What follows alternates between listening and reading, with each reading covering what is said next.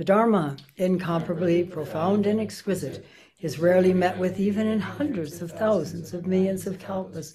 We now can see it, hear it, accept and hold it. May we realize the true mind of the Tathagata. So today is the fourth day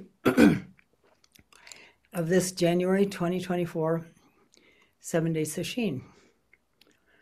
And I'd like to share some comments.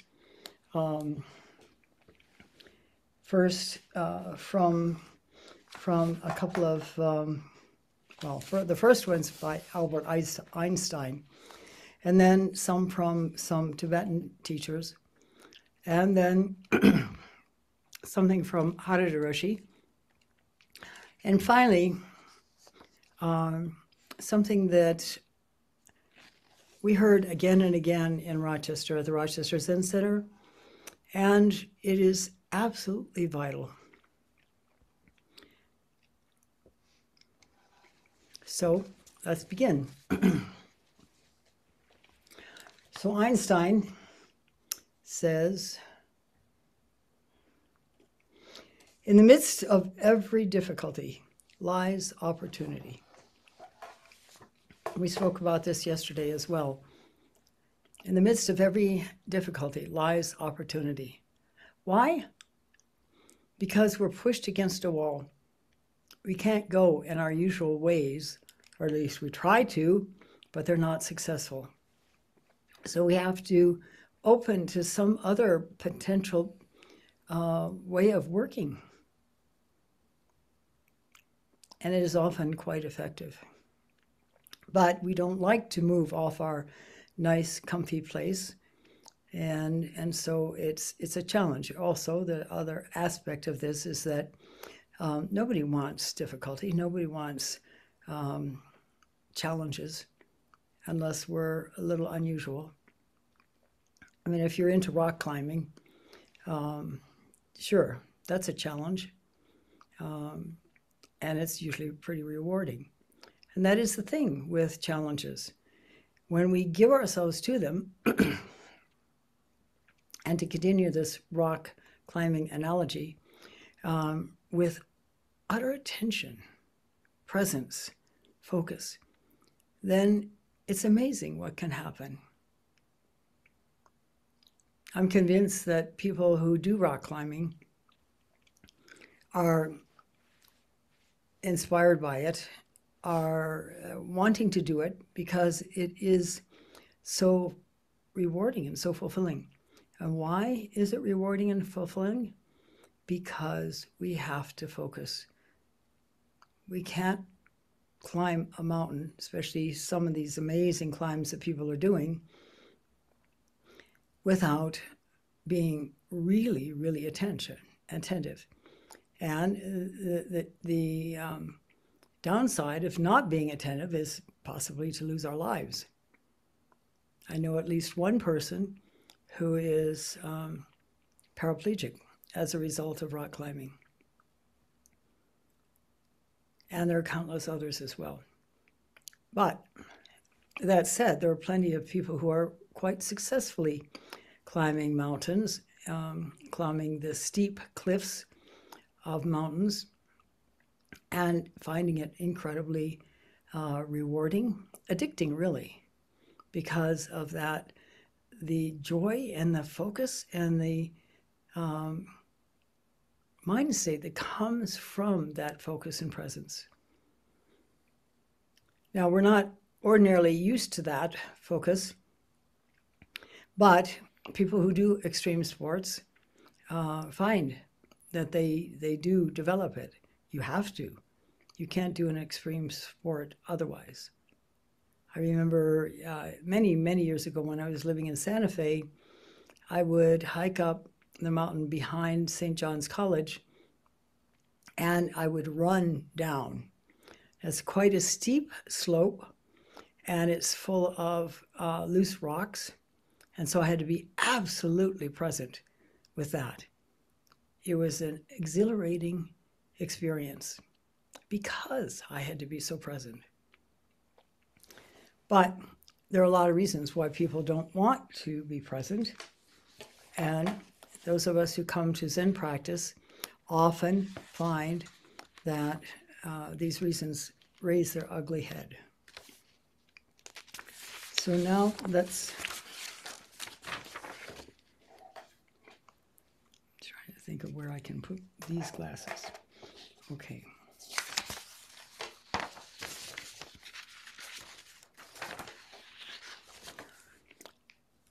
So the next quote is by Mitra-roshi. Our mind changes in every instant. It truly does not get stagnant.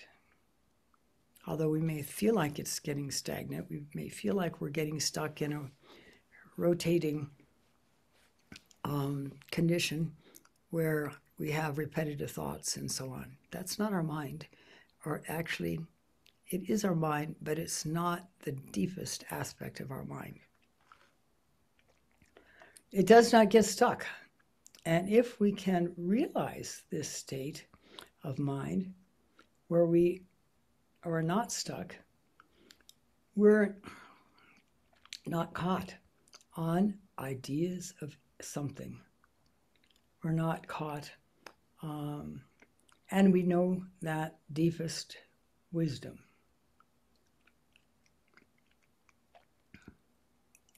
But we cannot do this when we hold on to thoughts of, I couldn't possibly do this. That's impossible for me. That's not possible. Who can do something like that? And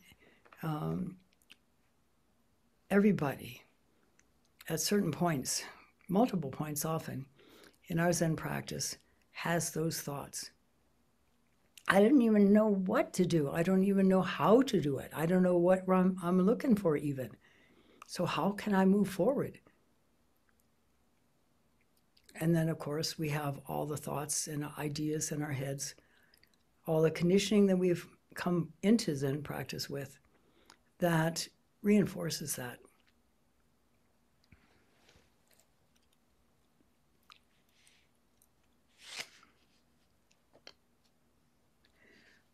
We need to throw all those thoughts away and find that place of infinite size and wisdom.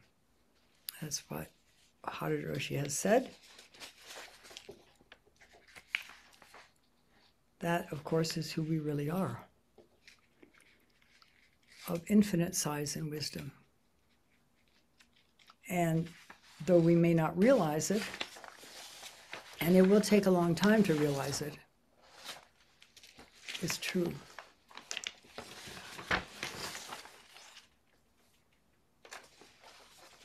But here's another comment by a man named Andre Gide. One does not discover new lands without consenting to lose sight of the shore for a very long time. That, in a nutshell, is our Zen practice. To lose sight of the shore for a very long time. Because we have to let go of our ideas about how things are in order to recognize how things really are. So, in light of that, let's share the words of one of the Tibetan masters. This is a commentary by Kenshin Konchog Gyatso. And he's talking about Milarepa's Song of Eight Bardos. Song of Eight Bardos.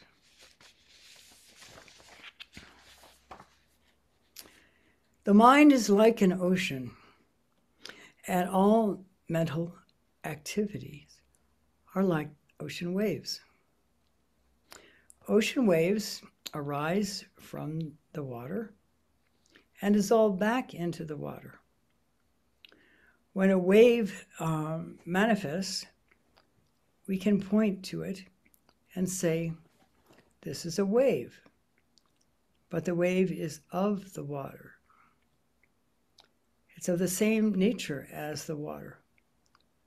So we can't truly separate that.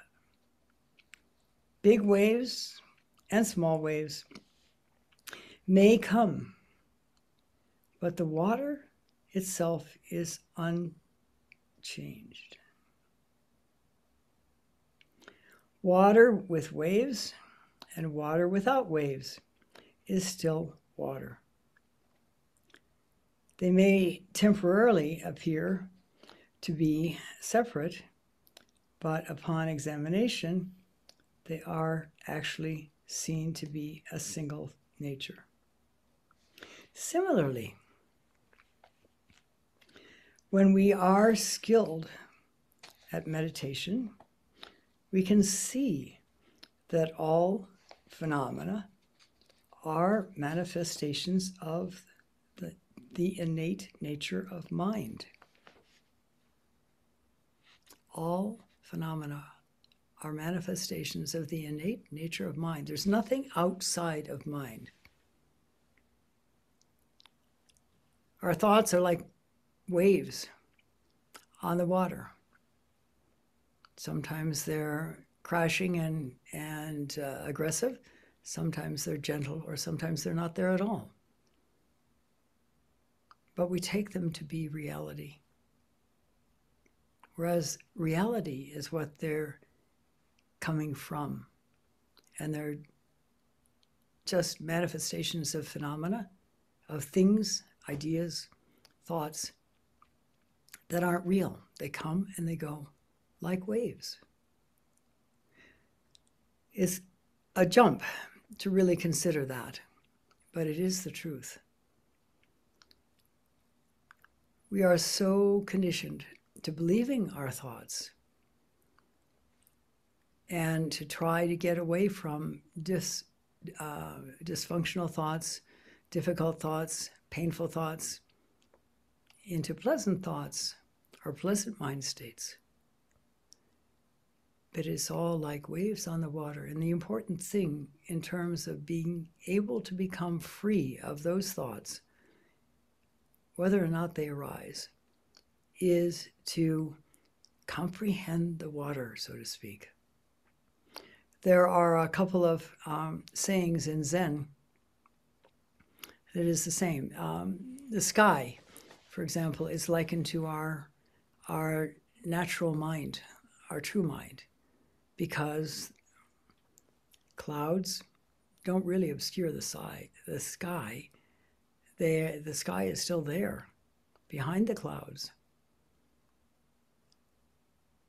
But we take the clouds and make something of them, causing ourselves some level of suffering or some level of bliss. For example, at certain times of day in certain places, the sky and the clouds and the sun can all combine energies in such a way that it's an incredible sight. It's classic to be blown away by sunsets. But there are other times when it's looking pretty gloomy out there with all these dark clouds, and maybe we had planned to go hiking or something, or have a picnic outdoors, and it's going to interrupt that, make it maybe impossible. And so we get down. We don't realize that those clouds are simply phenomena moving across this vast openness of mind that we are. So one of these sayings is, mountain peaks do not impede the clouds. How not? Because the clouds simply move around them. We don't have to be caught on thoughts, although it seems like we are, and particularly tenacious thoughts. Then another saying is, if you've ever seen groves of bamboo, they're quite thick. Basically, it's hard to see that anything could move through, and other than mosquitoes. And unfortunately, there's lots of mosquitoes in bamboo groves. And yet, water is not impeded by bamboo. It can find these little narrow places to flow through, as we can move through being caught, away from being caught by our thoughts. But again, we assume that they're inevitable, which in some ways they can be, although it is possible to, with enough Zazen, reach a place where thoughts just aren't coming up, at least not as fully as they would otherwise. So he continues.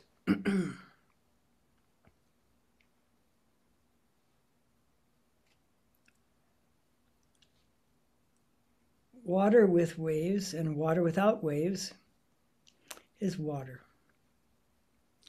They may temporarily appear to be separate, but upon examination, they are actually seen to be a single nature, which is water.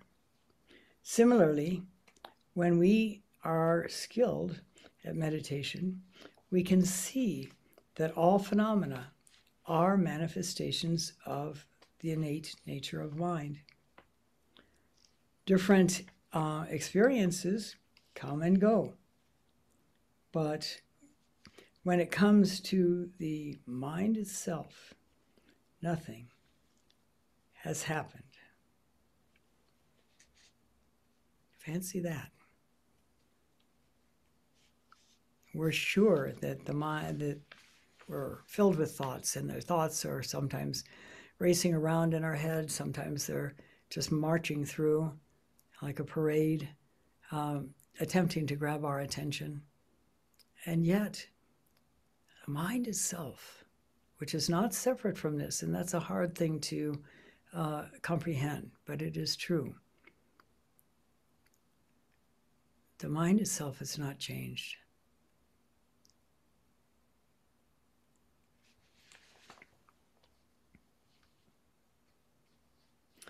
Different experiences come and go, but when it comes to the mind itself, nothing has happened. The mind, the innate mind, is utterly unchanged.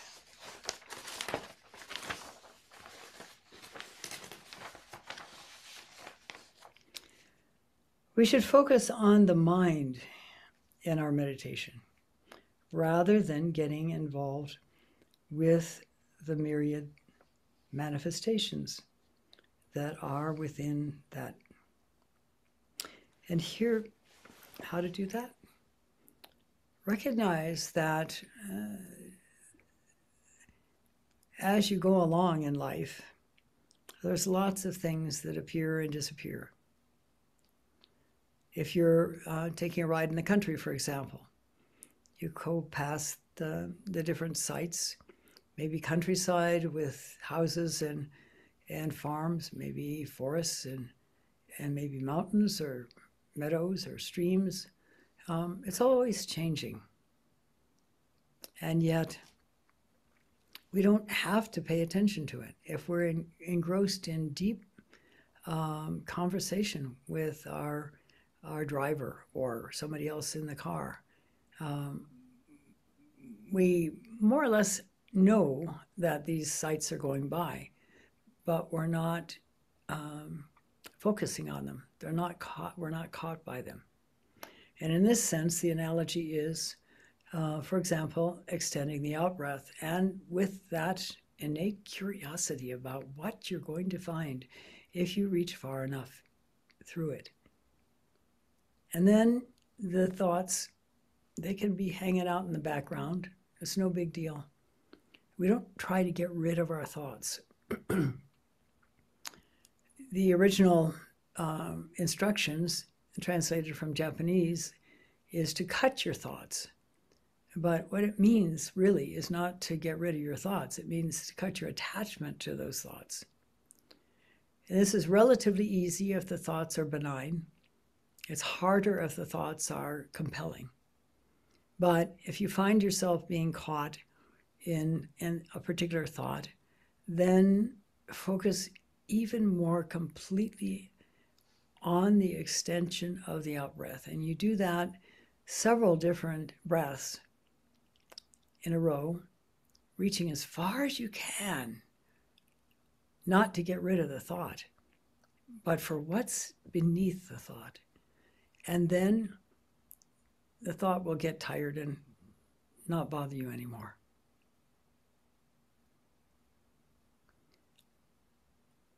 So this is how to work with thoughts. And if they're ongoing, if they're cycling, then we want to not try to push them away, because that will only, in a sense, encourage them, not that thoughts are alive, but to stick around and keep trying to grab us. The important thing is to focus on the experience of extending the out-breath, and with that innate curiosity of what can be discovered, what can be uncovered if you do that. And just as Andrew said that you can't discover new lands unless you consent to moving out of sight of land for an extended period of time, it's very much like that in Zen practice.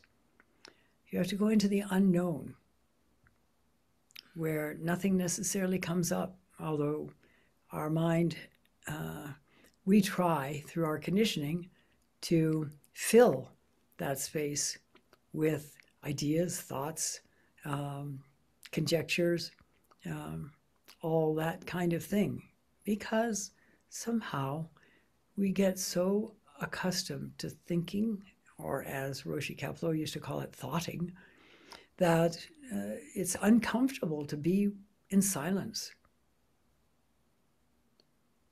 But dare to sail out of sight of those thoughts. Dare to lose yourself. Dare to lose yourself in the search for what's beyond, what's deep within that is real, the only thing that is really real. And it will be very different for you. This is the only way we can really come to awakening, is to let go, at least temporarily, the yada yada in our heads and our ideas about ourselves, our habit patterns. And we do that by becoming so engrossed in the reaching through the extended out-breath that everything else drops away. And it takes time. It takes a fair amount of time. But that's not really an issue, because work is already being done, no matter how long it takes. And the more time it takes, in a sense, the better base, the stronger base you're building that can support what you realize when you do realize what you realize. And this is important. It actually is kind of unfortunate when people come to some level of insight before they've established that base. So it's important. So that's one Rinpoche.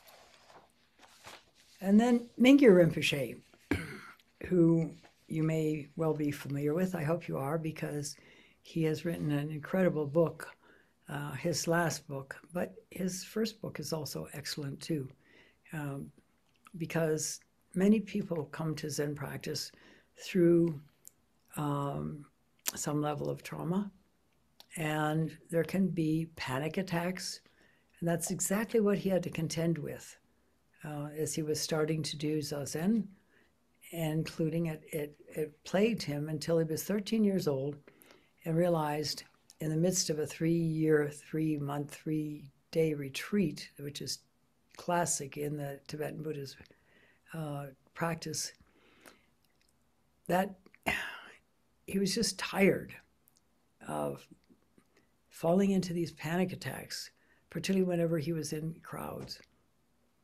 And of course, every day in those monasteries, when they're doing that long practice, they come together for chanting and various other things.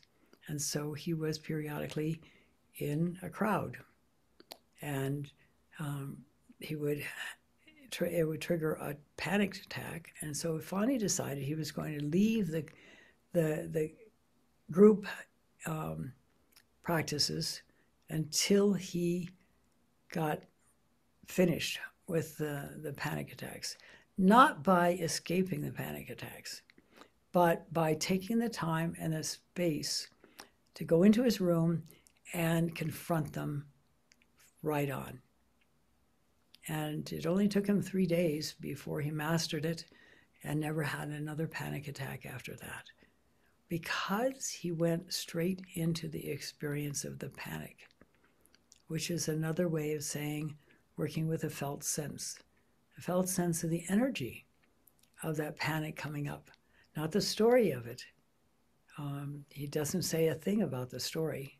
In fact, he didn't really know what the story was that was causing these panic attacks. But he did know that to tune into what was going on in his body was going to make a difference, and it did. And eventually, in this last book that he wrote, called In Love with the World, the travels in the bardos of living and dying, the travelers of a Buddhist monk through the bardos of living and dying.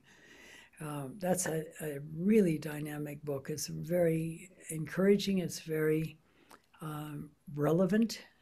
I think we can all relate to that, what he goes through, and he comes out of it with a deep awakening.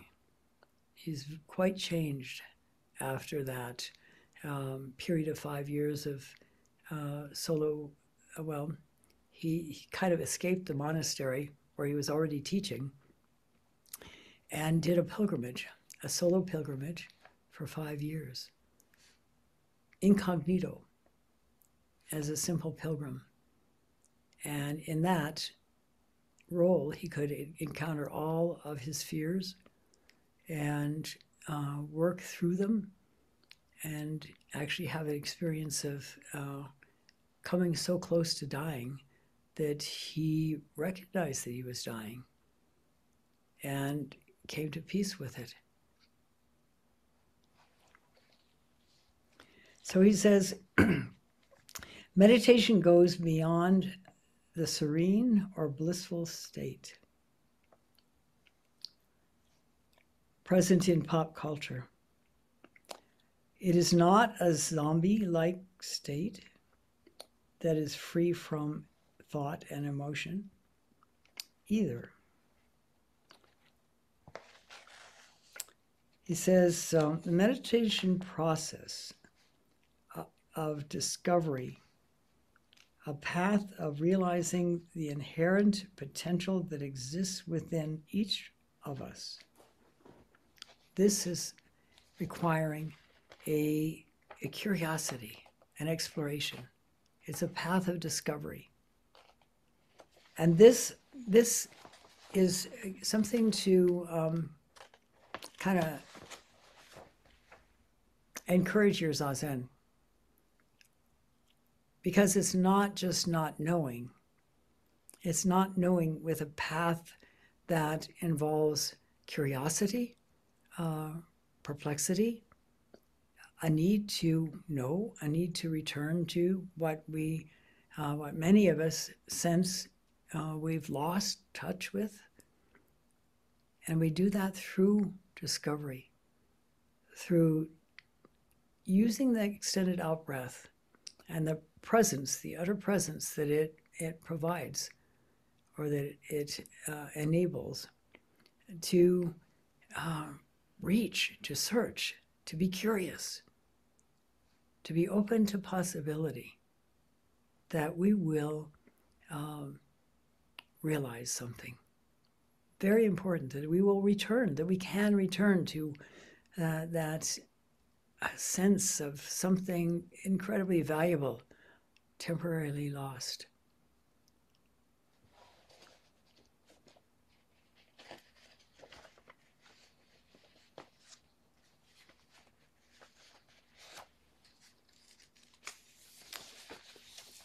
And then there is this.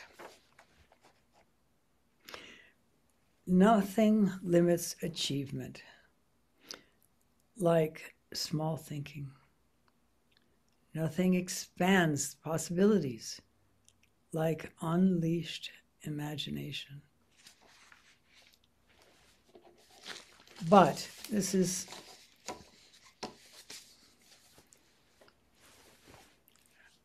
we can use imagination to work with what is holding us back. But it's important not to imagine what, for example, enlightenment would be. That's not going to work. But to imagine yourself capable of moving through anything that might be blocking you, that is what will make a difference. And now I'd like to share something that was repeated over and over again at the Rochester Zen Center. And I'm going to ask Jared to read it.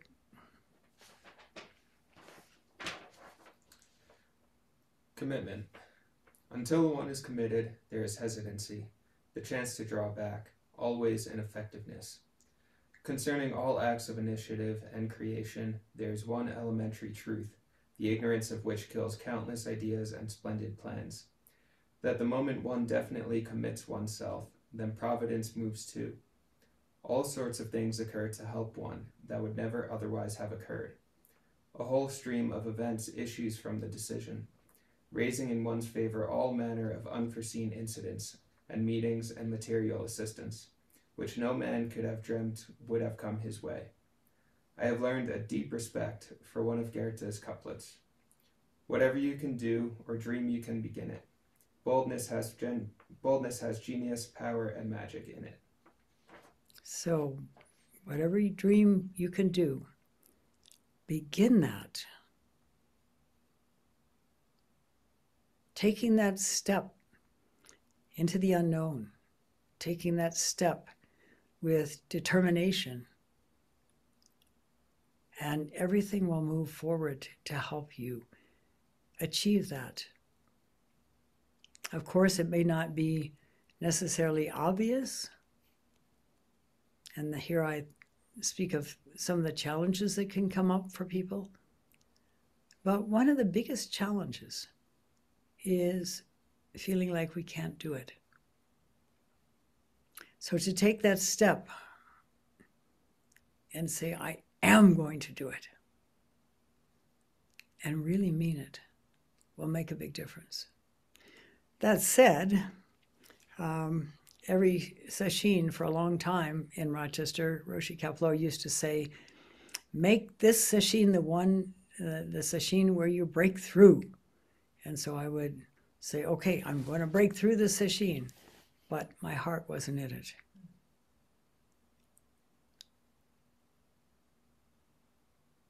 It's when I let go of having to do something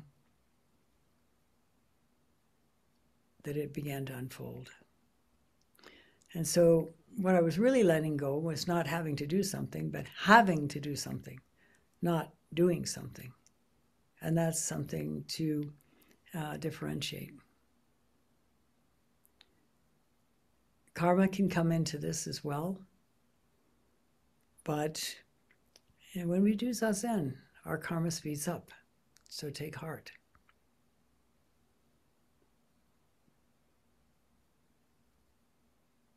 If we find ourselves held back, and there can be a subtle sense of that,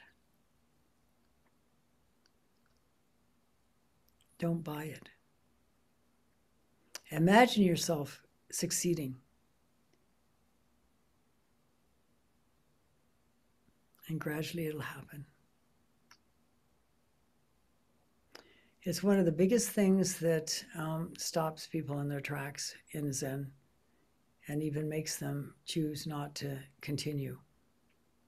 And that is a lack of confidence that you can do it. An assumption, usually born of our experiences, that we don't have what it takes. I remember my friend Susan McDuffie saying to me once that her brother, who was doing Zazen at the Rochester Zen Center, he was living out. He wasn't living in the center, but he was going to the regular sittings. And at one point, he just walked out of the Zendo and said to her, "I don't know what I was doing in there, but it wasn't Zazen." And he never came back. Don't let things like that stop you. Especially don't let "can't do it" stop you. I fought that for a long time.